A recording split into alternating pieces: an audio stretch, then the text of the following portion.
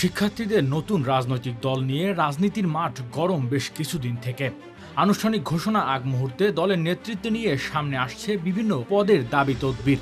এমন বাস্তবতার স্পষ্ট হয়ে উঠছে বৈষম্য বিরোধী ছাত্র আন্দোলন, জাতীয় নাগরিক কমিটি ও ছাত্র শিবিরের মতভেদ।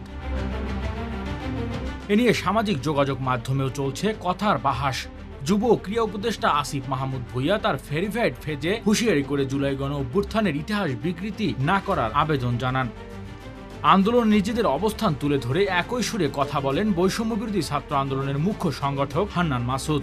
অন্যদিকে ছাত্র শিবির বলছে, কেবল ক্যামেরার সামনে থাকলেই আন্দোলন হয় না, পাশাপাশি ইতিহাস বিকৃতি না হওয়ার বিষয়টিও খেয়াল রাখার কথা বলছেন সংগঠনটি। তবে ২৪-এর আন্দোলন ও ইতিহাস বুকে ধারণ করার কথা বলছে জাতীয় নাগরিক কমিটির মুখপাত্র সামান্তা শারমিন। তিনি বলেন, যদি কোনো দল বা আদর্শ দ্বারা এই অভ্যুত্থান হতো তাহলে তারা সেই পার্টিতে থেকে যেতেন, ছেড়ে আসার কোনো প্রয়োজন বোধ করতেন না।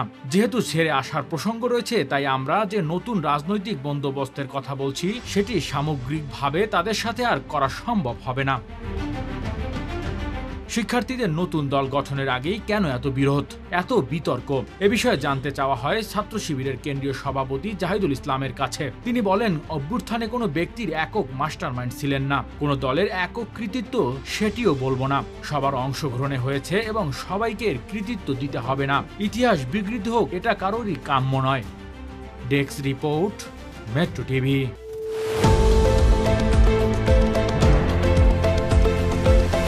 দেশের পাশে, বিশ্বের সাথে, মেট্রো টিভি।